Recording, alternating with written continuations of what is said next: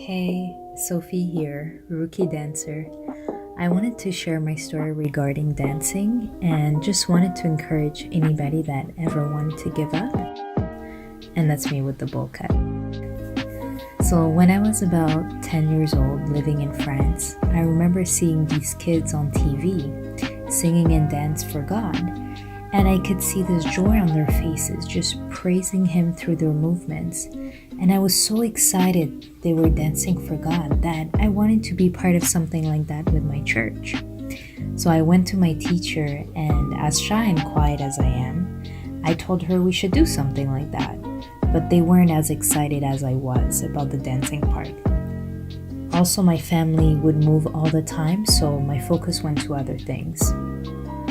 And when I would try to dance on my own, I just didn't have any confidence in myself at all. Plus, dancing was not something that was encouraged around me. Plus, I did see others who took classes and how their body moved, and I just thought, my body doesn't look like that. So around 12, we moved to Canada, and I was already socially uncomfortable, so it was hard to connect with anyone. I did ask again at my church to propose we sing and incorporate a dance routine, but there was only me who wanted to do the dancing part, and the fact that I was already being teased by the other kids, I thought dancing in church was just not possible. So in high school, me and my best friend did perform a dance, and I remember the rush I felt being able to create moves and putting them all together. But I wasn't feeling like dance was something I should pursue. Then about 15 years later, I met my husband, got 3 kids. I enjoyed watching others dance, but I just felt it wasn't for me. I had no talent. And in that time, there was a dance group at our new home church, and my sisters were part of it. And one day they performed, and I could feel such a connection to the message, and I just remember having goosebumps. I decided to ask if they could have me. I didn't even think they would since I was starting at level 0, but they did. And as awkward as I felt dancing at first, I was learning step by step, and I was happy to be able to create every movement with a purpose.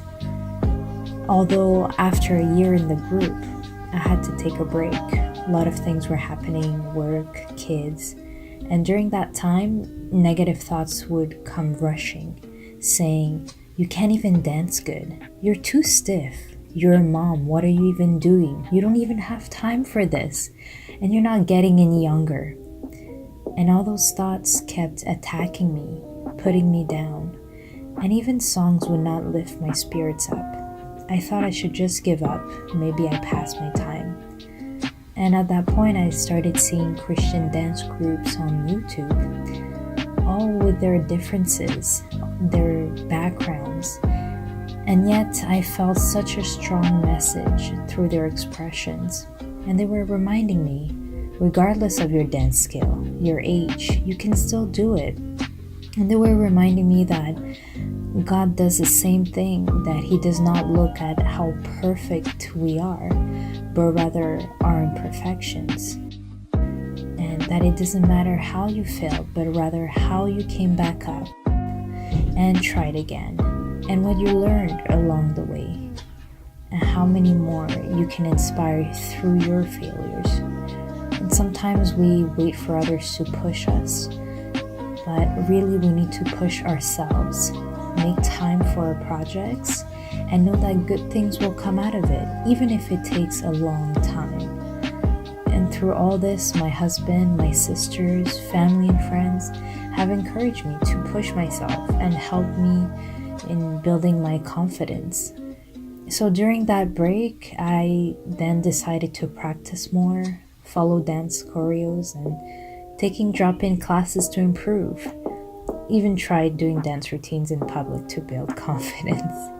And listen, I still mess up a lot, and I'm really slow at learning choreographies. And I still hear those negative thoughts who try to put me down. But I stop them, recognize I can only learn from here, embrace the imperfections, and keep pushing toward the goal. And I've seen more confidence in my dancing than I ever thought I could get to. So when I mess up, I laugh it off and try again. And I hope that you can be inspired out there, whatever it is you love to do, any project you want to take on. Work with what you have, be patient with yourself, practice your creativity, and please don't compare yourself to others. Nobody else is you.